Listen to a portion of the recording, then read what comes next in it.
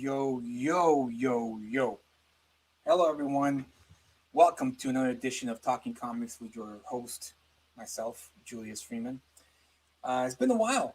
It's been a while since I've done the live stream here on Talking Comics. I've been busy.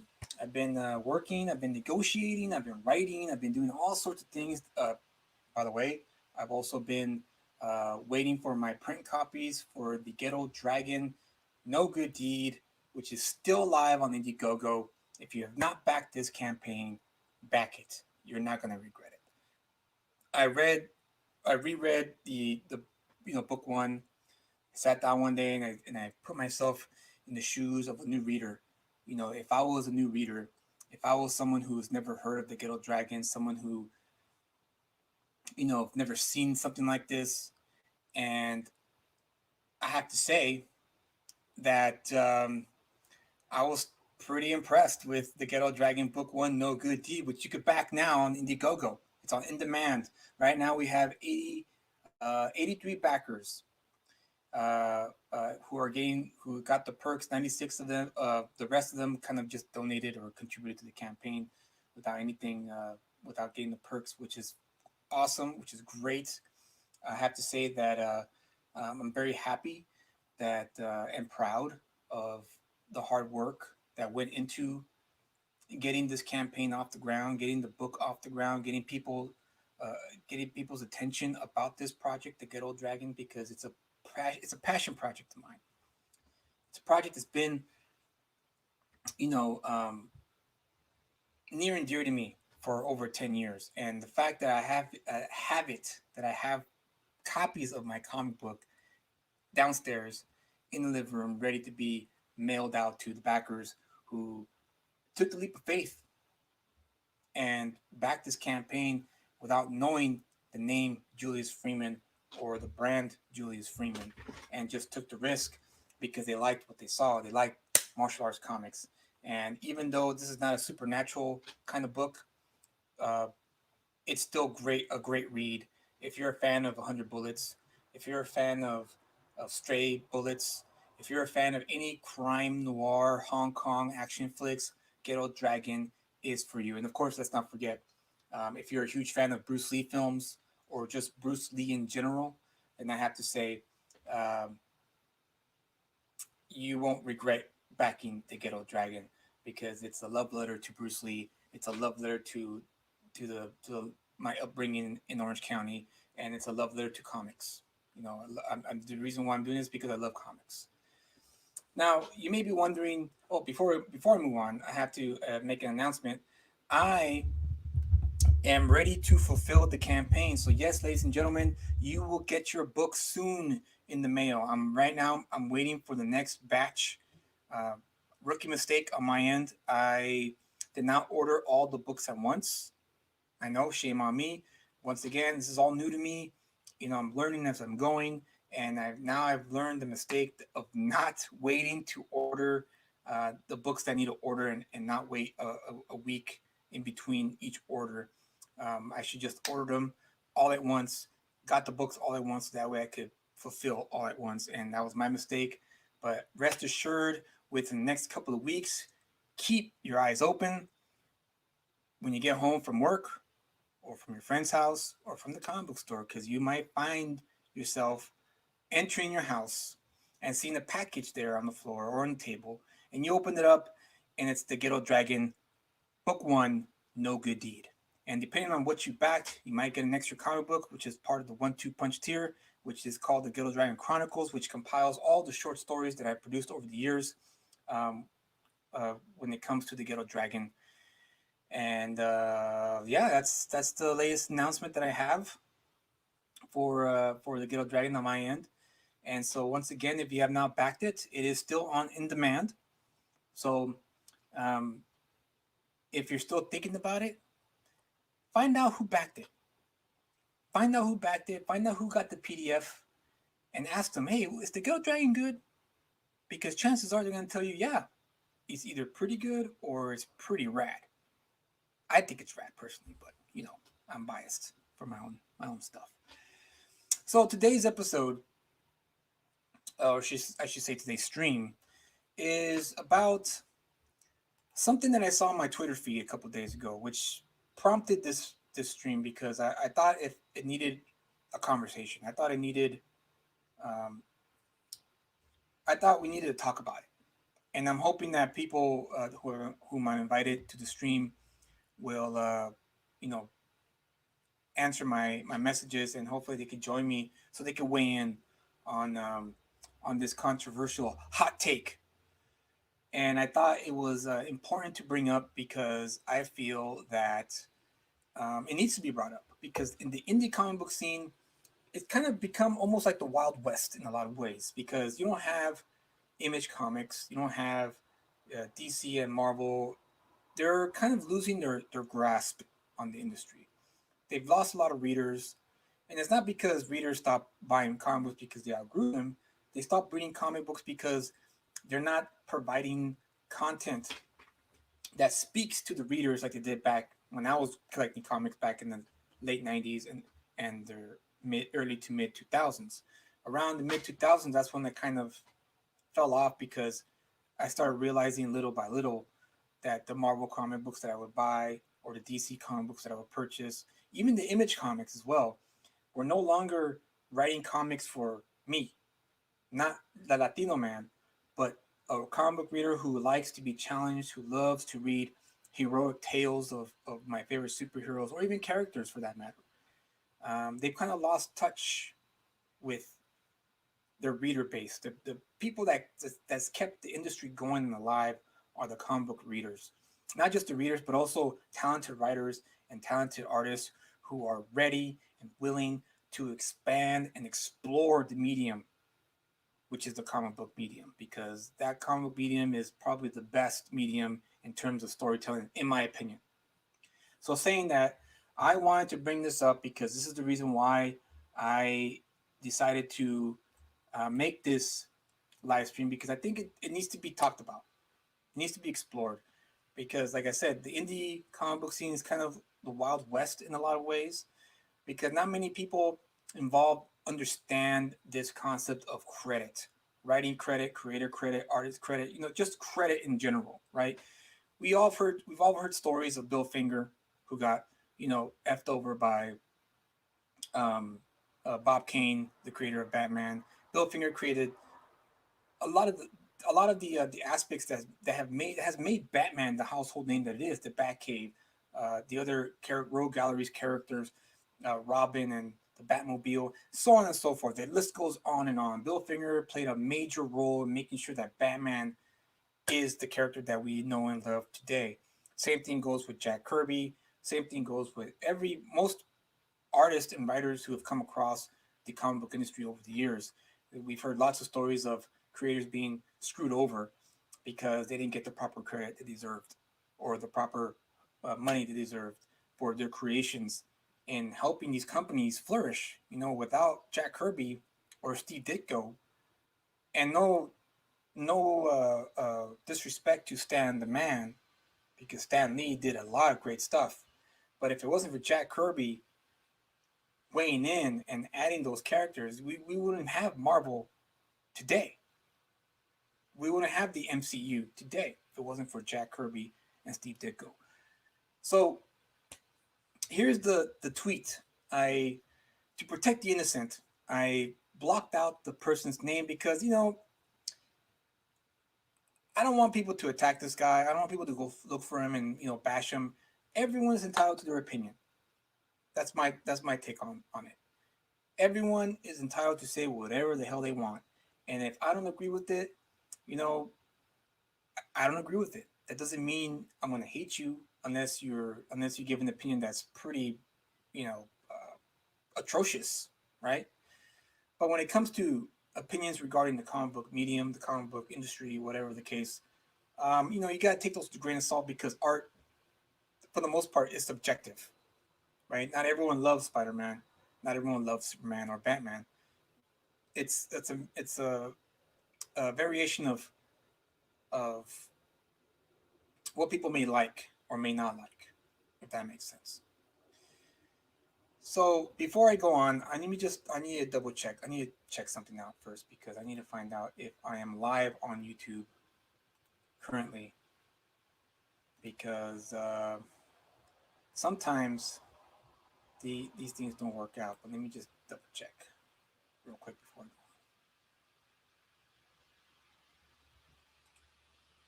Okay, we're good.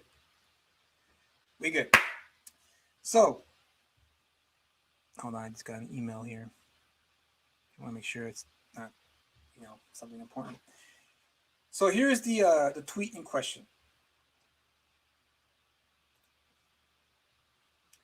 and I quote: "Can we start giving the artist top billing in the credits now? No offense whatsoever," which is kind of like, really, bro, no offense, but you just offended a whole group of people with that first sentence, but whatever. No offense whatsoever to the writers out there, but I think we all know who does the majority of the heavy lifting in comics. Now, my first reaction obviously was to get mad. I was like, what the fuck? This guy, what? Who does this guy think he is? And then he goes on to say, let me just get down here. And I would bet the farm that any other writer artist out there would agree with me. Now, maybe he's right to an extent. Maybe he isn't. Let me just read it again. Can we start giving the artist top billing in the credits now? No offense whatsoever to the writers out there, but I think we all know who does the majority of the heavy lifting in comics. Now, there is some truth to this. Artists do a lot of heavy lifting when it comes to creating the comic books. No doubt about it. They sit down, they dedicate hours upon hours of making sure the panels come out crisp and clean and beautiful. And it depending on who you are as an artist and what level you're at in terms of delivery of pages. Some artists that I've worked with over the past 10 years, it takes them a week to draw 2 pages at the most. I've worked with other artists who it takes them, it's like they could deliver 4 pages a week. So it depends. It depends on the artist and how fast they are and what they can do. So top billing. Do artists deserve top billing in comics? And my answer is no. Well, I shouldn't say no. Let me backtrack. Let me backtrack a minute. My answer is it depends. Now, what does it depend on? Well, it depends on numerous reasons. Like he does mention here, writer artists, right? And I would bet the farm that any other writer artists out there would agree. Now, yeah, if you're an artist who happens to be a writer, of course you get top billing. There's no question about it. It's a no-brainer, essentially. Of course you're gonna get top billing. You wrote the story and you drew it. But what if you're a work for hire? What if you're an artist who got hired by a writer to draw something that the writer already developed? Right? So for instance, the Ghetto Dragon, for instance, my book, The No Good Deed, book 1, Alan Fletcher, who is a fantastic artist in his own right. If it wasn't for Alan Fletcher, the Ghetto Dragon wouldn't be the Ghetto Dragon, right? But he drew something that I already developed. I already knew how the character looked like. I already knew what the setting's going to be like. I already knew where the character was going. I know how to. I already have a vision as to how I want the book to look, how I want the book to flow, right? Panel wise, like panel sequential wise. And the artist just pretty much playing to my tune. That's what the artist is doing in this instance. So does Alan Fletcher deserve top billing? No, because yes, he's drawing and he's doing some heavy lifting, but I already did all the heavy lifting for him in terms of how does the character look? How should I design the character? And for the most part, he added a few things. He suggested a few things, but for the most part, it was already done. It was already done for most of the part. For the most part. And so I think in that instance, an artist does not deserve top billing. Now, if the roles were reversed, right? So the first scenario is the artist developed the property, the artist developed the story, the characters, the plot, and then he just hires an artist to draw it for him. Does the artist deserve top billing? No, not in that case. Now let's move on to scenario case number two. When the artist has an idea or developed a story and he hires a writer to, let's just say, write the dialogue. Um,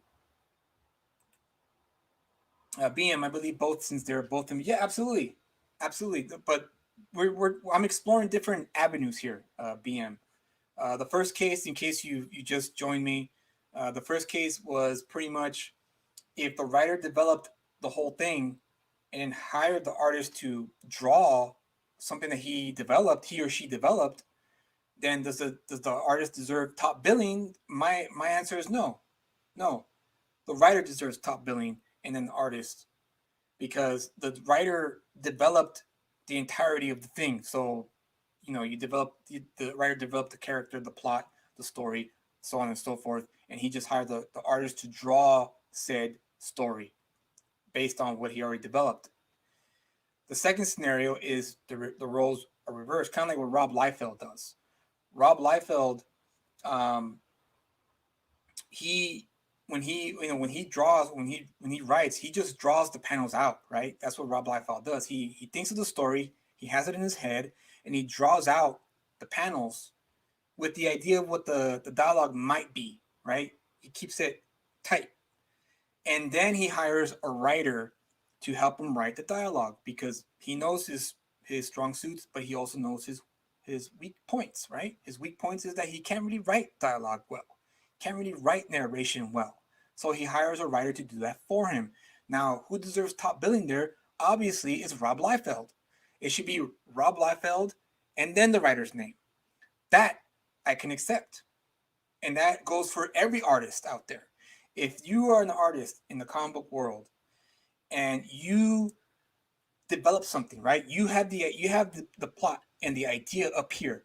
You're the artist. You drew the character out. You developed the character. You drew him or her out. You designed them.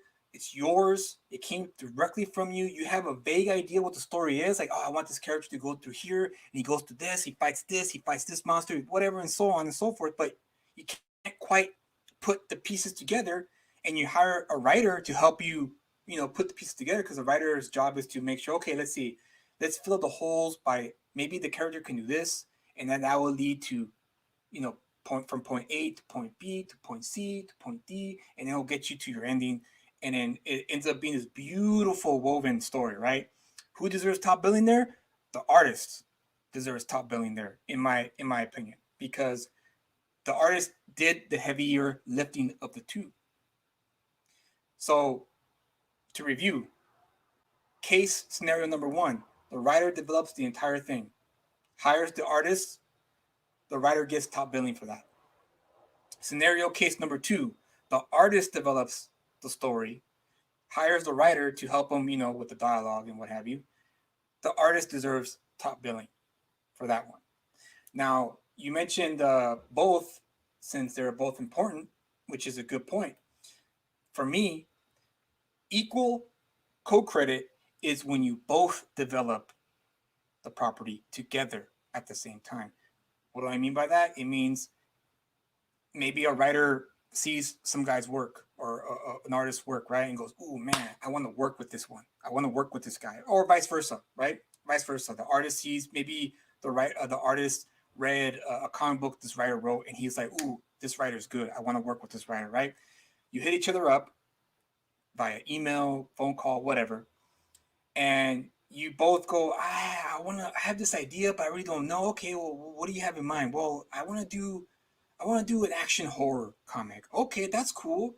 I think I have something that I was developing this one thing a couple years ago, but I kind of left it off. Oh yeah, well, show it to me, and then the writer shows it to him and says, what if it's like a one-page summary, right, of this like idea, and the artist goes, ooh, that's this is pretty good, but what if we change it to this? And then the artist throws something out at the writer, and the writer goes, oh yeah, maybe, yeah, that could work.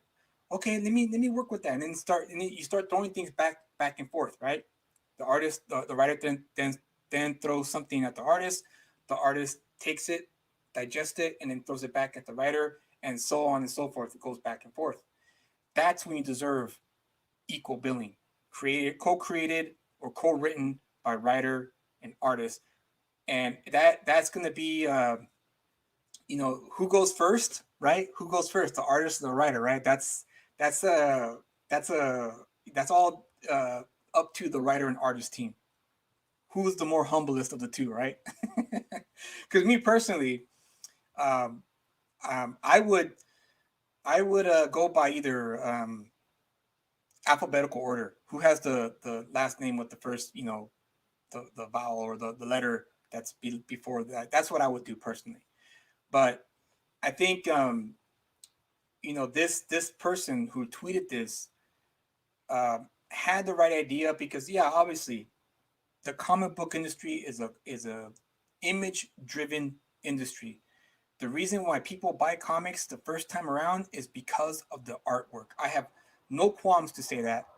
I have no qualms to confess that whatsoever because I'm a writer and I get it. Like that's the reason why I started buying comic books. When I first started buying comic books when I was 13 years old, it was the artwork that got me into the store.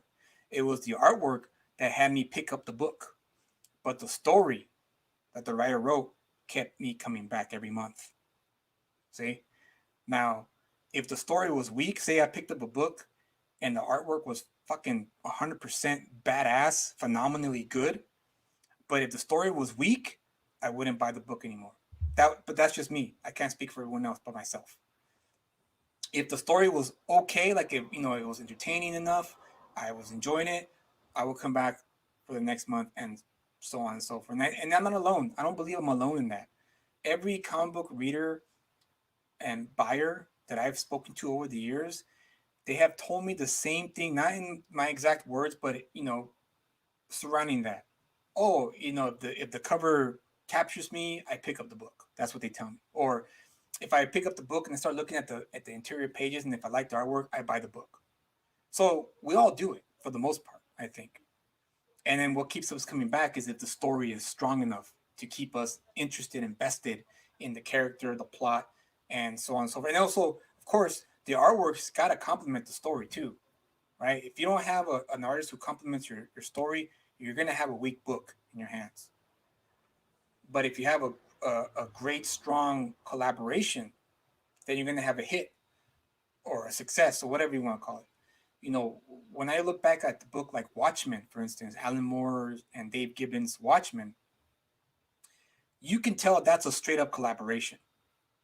I know Alan Moore gets most of the credit because of that, because he's Alan Moore. Alan Moore has this magnetic allure to him, right? But when you actually pay attention and look at the actual pages of Watchmen, you'll see that it's not just Alan Moore doing the heavy lifting. Dave Gibbons is fucking giving it his all, man. Like you see it, both of them in that book, and that's what made that book so powerful. CBM, you say my first comic was She-Hulk by Charles Soule, which is known for its good story but meh art. Based on recommendation, art was by Pulido, Brian Pulido. That artist, is that who you're saying, Brian Pulido? Or I don't know how old this She-Hulk series you're referring to, BM. But see, that's my point, right? See, your first comic was She-Hulk, which is known for its good story but meh art, and it was based on the recommendation, but you still picked it up, right? You still picked it up because you trusted the person who recommended it to you, and you took a shot, you liked it, and then maybe down the line you start following. Okay, Brian Pulido. Um, he was good, man. He's one of my favorites growing up. Brian Pulido, Evil Ernie, man. I'm all about Evil Ernie for Brian Pulido. I hope that's the same guy. That's the only name I know of.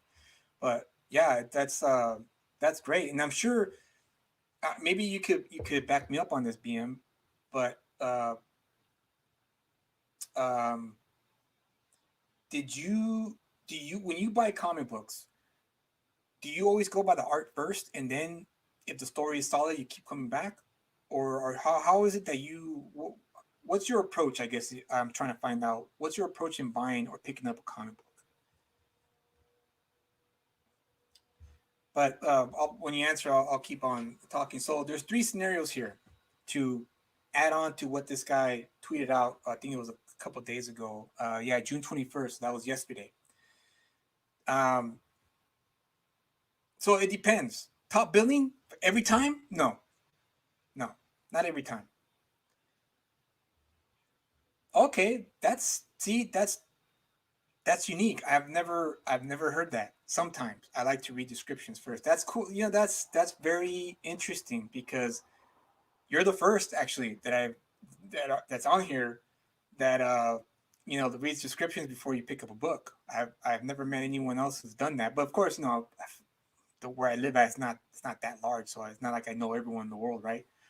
But that's cool. That you're the first. That's really cool. I like to read descriptions first and previews inside before purchasing. Oh, okay, nice, nice. That's awesome.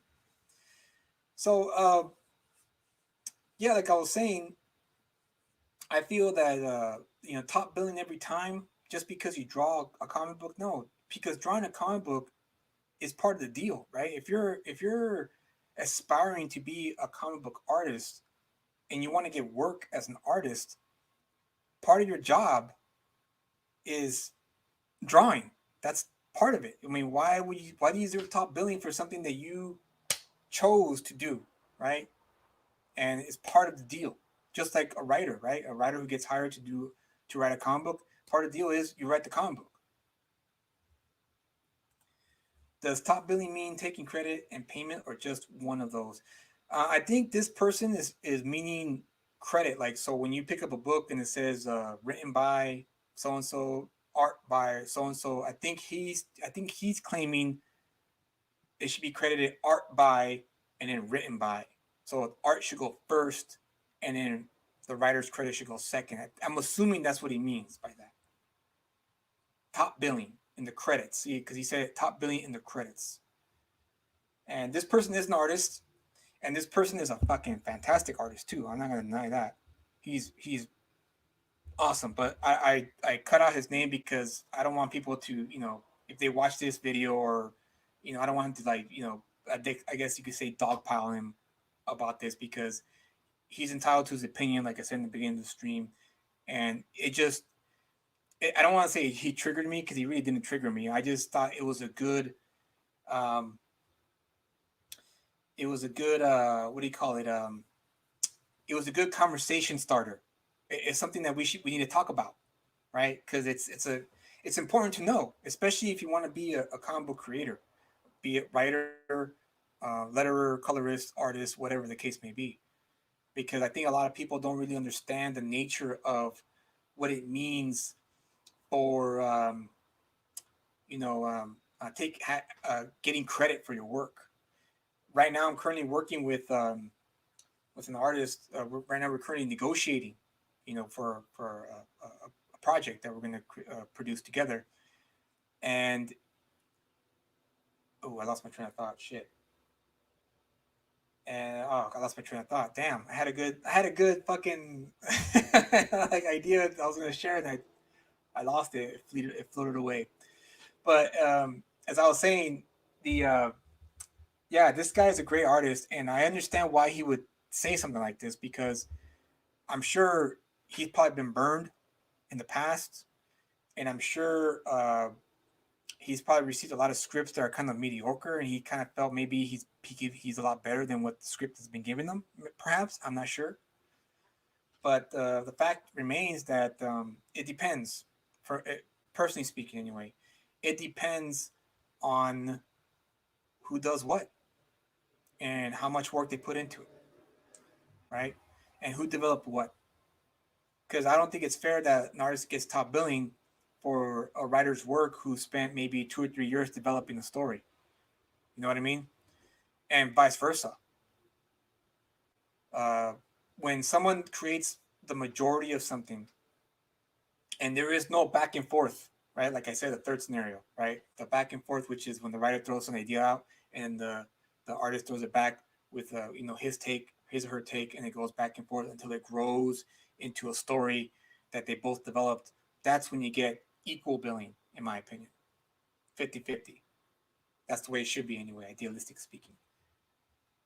Should editing editors get top billing too? No, no, dude, no way, no way. Editors are just like the. I kind of see editors like and I'm an editor too, so it's not. I hope I don't offend any editors out there, but editors are more like a third party purveyor type of person who makes sure that you have your dialogue on tight, that there's flow in your sequential story art, that that the reader can follow the story. The editor's role is to be the outsider looking in, right? Because when the writer and artist are immersed in their work and they're just focused on completing the story and trying to get things, trying to get it done, the editor is the person who's standing outside kind of watching everything and then going, oh, whoa, whoa, whoa, whoa, whoa, whoa, page 2, panel 4, this character got punched in the face and, in the nose, right?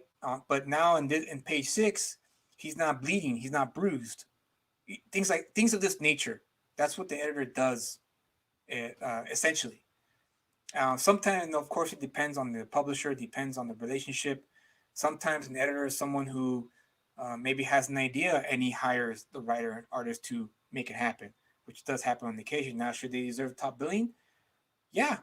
Story by the name of the editor, and then script by so and so, art by so and so, edited by the creator of the book. So, once again, it depends on the situation, because it in this industry, just like every other storytelling industry, you always have to weigh who put in the most work, right? So, for instance, South Park. I'm a huge South Park fan. Matt Stone, Trey Parker are the creators of South Park, right? But they no longer animate their show. They've hired animators to you know, produce their show, and I'm pretty sure I'm not. I don't work there, so I'm just assuming here. But perhaps some of the editors can suggest something to Matt Stone, Trey Parker. What if Cartman does this instead? Because I realized when I animated him, maybe it'd be funny if I could do this, and it's up to Matt Stone and Trey Parker to say yes or no, because essentially it's theirs, right? And that's how it goes for whoever's creating the project. So, for instance, the Ghetto Dragon, um, my book, which is live on still in demand on Indiegogo, by the way. The Ghetto Dragon, that was all me. I developed all that. I developed the character. I wrote down what he was going to wear, how he looked, what kind of hair he had, and that went for every character in that book. And I gave almost like a 10-page encyclopedia to the artist so that way he can know what I was looking for. And he gave me exactly what I was looking for because it was there already described to him. Okay, so he's 6'1". He has dark hair. He's dark skin. He's a dark brown skin, brown eyes. He has a like a thin, medium build, like a CrossFit, athlete. He, uh, you know, things of this nature, and then the artist will draw what I described to him, and then if I like what I see, we're good to go. We move on. So yeah, I think that pretty much sums it up for this stream. I didn't want to take too much time with this stream because I like I said, this was the only thing that kind of triggered this stream because I think it needs to be explored. And if you're thinking about creating a comic book, be it if you're an artist, I don't know if you're a writer or artist, BM, or you're just someone who just reads comics, but if you're thinking about entering the industry or entering the business, then you should look into every avenue of copyright and understanding, your place, your role in the project. Because if you don't hash that out, you wish. Hey, it's never too late, BM. It's never too late. It's never too late. Don't sell yourself short on that. You may have an idea, you just never know. It's just you gotta do it, right? It's like exercising. If you want to lose weight, you gotta do the work. When I first started making comics, I was fucking I had no idea what I was doing. And the only way I learned was to was to do it. That's how I learned. Because no one guided me. I didn't work for any publisher. I wasn't under the wing of an editor or under the wing of a writer or an artist in a production in a like a studio, like an art studio or a publisher. Everything that I've learned making comics was because I made comics on my own. I just kind of went, okay, there's a bunch of artists on DeviantArt. There's a bunch of artists on this thread. There's a bunch of artists here. Got to find out how much to charge, and then kind of figure out how to write scripts. So it's a process for sure. But you should consider it, man. You never know. You never know. But if you do, not just for you, BM, but also for those who will listen to the stream later, hopefully, God willing, and don't forget to like and subscribe to the channel because there's I'll be producing more content similar to these things, similar to this nature, where I kind of describe as objectively as possible the different scenarios that artists can essentially go through because it does boil down to who does what. See what this person this person did, what tweeted out was something that was, hey, you know what, we need to talk about this because even though he's incorrect, right? In my opinion, he's incorrect in what he tweeted here, but it does deserve a discussion because yes, depending on the situation, an artist can get top billing if the artist is someone like Rob Liefeld, who developed the story, developed the character, but doesn't it's not really strong suited in writing dialogue or narration boxes or narration. I shouldn't say narration boxes, but narration. Then yeah, he deserves top billing. Art and story by Rob Liefeld, script by the writer's name, and so on and so forth. And of course, you know the same rule applies for when the roles are reversed, when the writer is the one who developed everything and then hires the artist to draw it for him or her. And then of course the third scenario is equal contribution to the development of the story. And those are the three scenarios that I think every collaborator goes through when it comes to indie comics. I don't know about Marvel or DC. I don't know how they do it. I don't know how Image Comics does it. But what I do know based on my own personal experience is that you right from the get go, the moment you decide you're gonna make a project, the moment you decide I'm gonna go through this, I'm gonna put my own money into this thing. I'm gonna hire the artist. I'm gonna do everything within my power to produce this comic book. You have to lay it out on the line, right? Like even before a line is drawn on paper, because if you don't lay out the roles in the beginning, you're gonna have miscommunication. You're gonna have, kind of like a passive aggressive relationship where the artist feels insulted, right? That the writer is telling him what to do, what to draw, and vice versa, right? Vice versa. The artist going, I'm not feeling that. I don't want to draw that. You got to lay out the ground rules before you start any project, so that way there's a flow. You want to have a flow when you're working with an artist, and vice versa.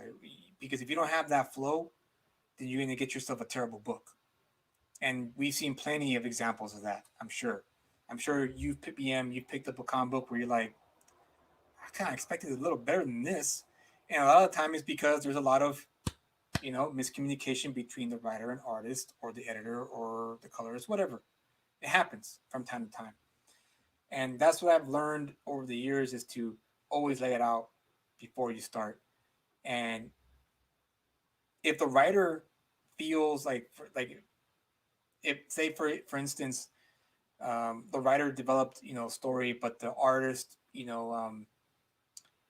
added something that really made the book fucking like mwah, then for me the writer has the discretion to give the artist top billing if the writer wishes to, and vice versa, right? If the artist developed the story and then the writer added something that was an extra spice that gave that book that extra mile that made it great, then it's up to the artist's discretion to give him top billing if the artist wishes to, because essentially whatever you create, um, it's your IP.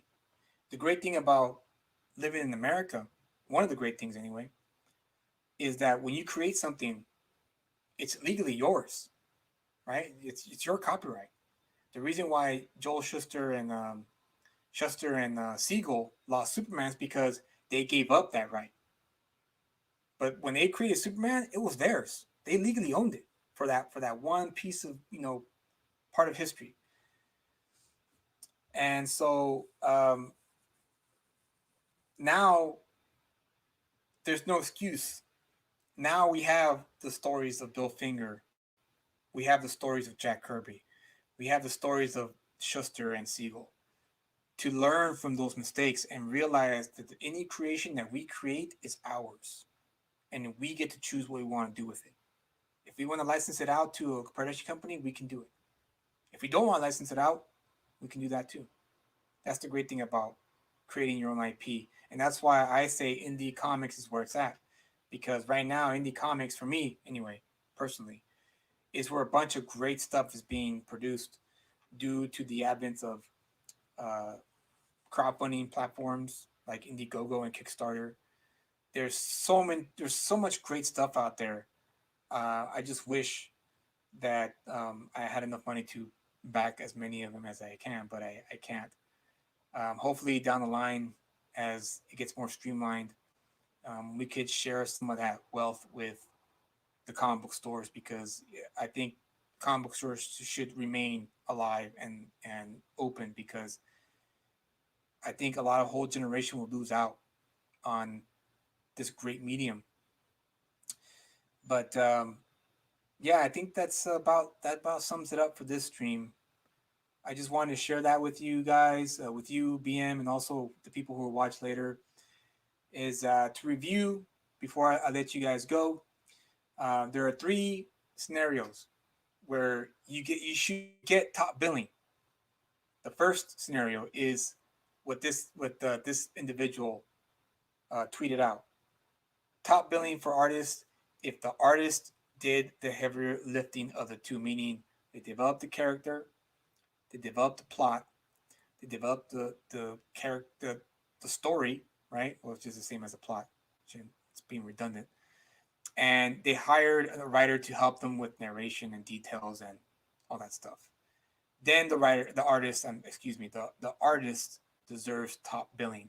Scenario number two is if the writer developed the plot, the characters, and so on and so forth, and then hired the artist. My mind's all out of whack. Then he or she hires the artist to draw the story. Then the writer gets top billing for that. The third scenario is if both the writer and artist developed the story together, right, based on a seed of an idea, and throwing it back and forth and weaving it into a beautiful story, which happens all the time. I mean, that's why Watchmen is it's a revered book even to this day, because that's what pretty much essentially happened. Alan Moore had the idea, but Dave Gibbons added to it with his art style. So there you go, guys. That's the stream. Who deserves credit? Well, it depends. It depends on the situation. Artists should not automatically get top billing, just like writers should not automatically get top billing just because of the writers. It depends on the situation. So, with that said, I want to share something cool with you guys.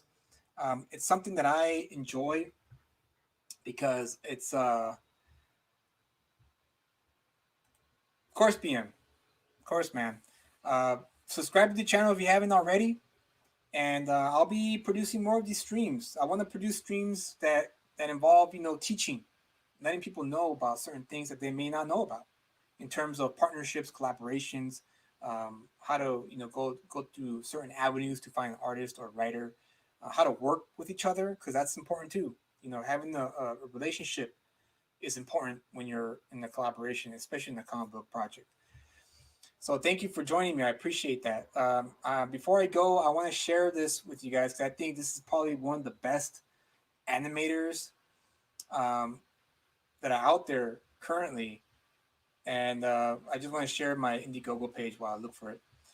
Um, Once again, just a reminder, Ghetto Dragon Book 1 is in demand currently on Indiegogo. Right now, we're at 96 backers with close to 1,800 that were raised out of a 500 um, stretch goal. So thank you once again, guys, for backing this campaign, supporting indie comics, and supporting indie creators. If you have backed this book, you are going to get your book soon. Yes, very, very soon. I'm waiting for the second wave of prints from the printer. I just got the confirmation email from UPS this morning. They'll be here by next week, next Monday, hopefully by the weekend. And then once I get those, I'm going to start fulfilling, and you guys are going to finally get your books. I thank you for your patience. I really, truly appreciate it. And I can't wait for you guys to read book 2 because we have some great stuff waiting for you for book 2. So with that said, as I was saying about this animator, this guy, um, I hope he goes places. I really do, because the upside to places like YouTube is you get to see talented people who normally wouldn't get the chance to shine, because unfortunately entertainment companies, they gatekeep. If you ain't if you're not uh, I guess up to the level per se, they don't let you in their industry unless you could prove that you're A, artistic, and B, can make money. But there's some people who just do it out of passion, and you can tell. Excuse me, you can tell that this person gives it their all when they produce these short animated shorts. And this one is a what if type of story where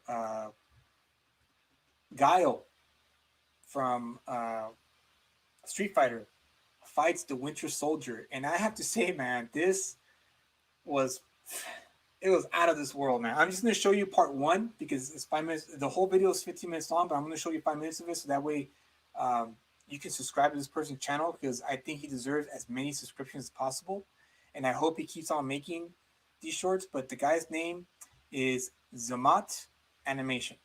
Let me just make sure. This guy here, Zamat Animation. I've subscribed to his channel. I've been subscribed to his channel because I think he does some of the best fight scenes in animation today. And I wish someone with money, a producer of some kind who has a lot of money, who appreciates animation in the same way that I appreciate animation, can pick this guy up and have him produce a damn animated show. It'd be awesome. But I'm going to show you guys the first part of this fight between the two, because it's fucking awesome. So here we go.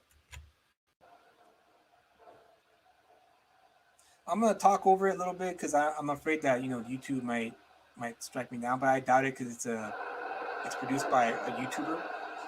But I mean, the animation is simple, but it still works, because what matters here is he can capture facial expressions really well.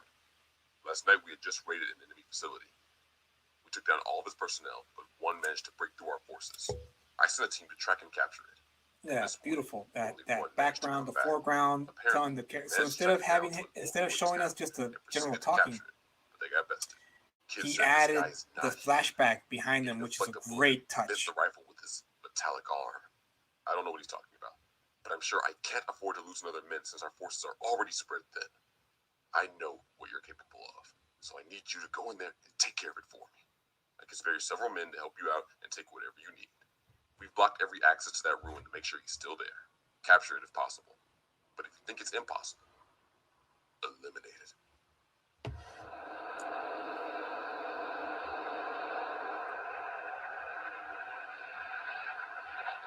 He has great camera shots too. I mean, this guy must have studied film, or maybe he's just naturally gifted. Who knows? But he has a great eye for directing, pacing, just great all around. This guy is just super talented, and I wish he produced more. But of course, with YouTube demonetizing channels for the past few years. I don't think he's been able to keep up with that. He probably lost a lot of revenue. I'm surprised he hasn't done a Patreon yet, but maybe he does other things, and this is just like a passion thing that he does. But who knows?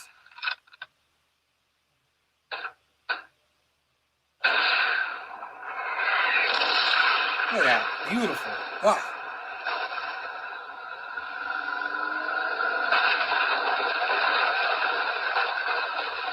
Agreed, BM. Yeah, he's very detail oriented, which is what I like about his work. And his fights are just spot on.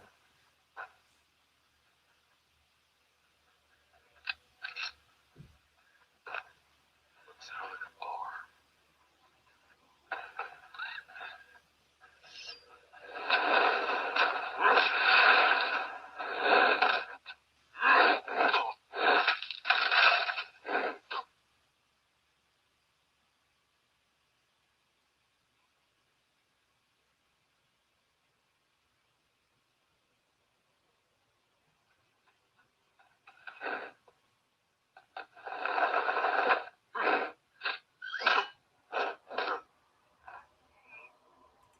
Yeah, dude, just one man did this. It's just a one man crew. Yeah, yeah, I felt that heavy hit. That's exactly why I love this guy's stuff. You can feel the hits.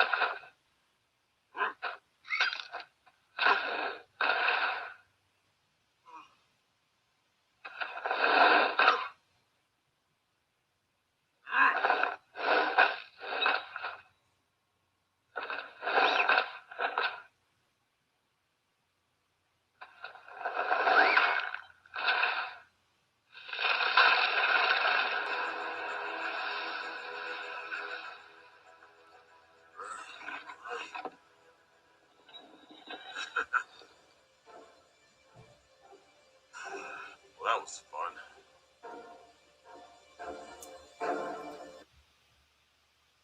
So there you have it.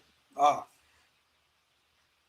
I mean, there's so much talent in the world. It's kind of a great thing that YouTube came around because if it wasn't for YouTube, I would have never heard of this guy. I would have never heard of this series. So it's great that this guy, yeah, he definitely put a lot of into this. Yeah, absolutely, BM, top notch choreography. And this guy either must be a fighter himself, like he probably is a fighter. He trains in fighting, or he probably is an enthusiast, like myself. I'm not really a fighter in terms of training, but I'm an enthusiast in terms of MMA, Jeet Kune Do, Taekwondo, and so on and so forth. It's just a beautiful, martial arts, right? Martial arts is a you can develop this great style and be gracious at the same time. But yeah, this guy. Hold on, let me just plug his YouTube one more time, so that way you know who he is. It's Zemat Animation.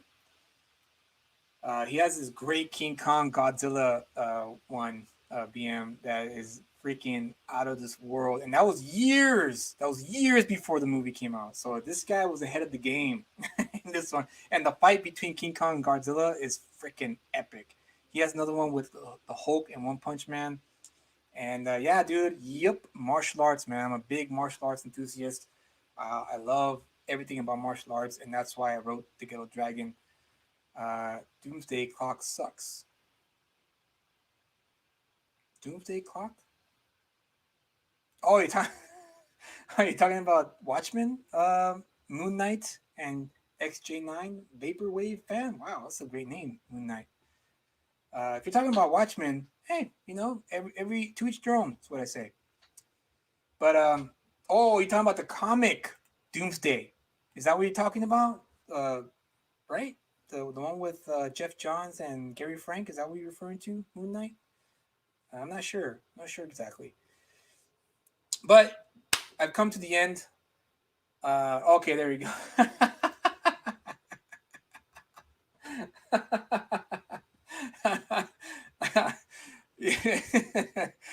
I have to say, Moon Knight. I didn't read Doomsday Clock. I didn't want to read it for obvious reasons because I knew it wasn't going to, live up to the hype of Watchmen, and I'm not a big fan of them creating a sequel to Watchmen, which is why I didn't pick up the book at all. But I'm sorry to hear that it ruined your life. Well, if you want to wash that nasty taste off your mouth, you can always back the Ghetto Dragon on Indiegogo, and hopefully that would help alleviate that bad taste that Marvel Comics. Oh, I'm sorry, not Marvel Comics. DC Comics left in your mouth. The MCU or Moon Knight. Let's hope that they don't, but they might. Yeah, they usually do these things. So with that said, guys, just remember to subscribe to Zimot Animation YouTube channel. Great stuff. Subscribe to Talking Comics. I'll be producing more content like this in the near future. And don't forget to hit the like button, leave a comment, and tell your friends about Talking Comics. All right, guys. You guys have a good night. Enjoy the rest of your evening. We'll see you in the next one. Peace. My Life as a Teenage Robot is an awesome cartoon show. I'll have to check that out. Thank you guys. You guys have a good one.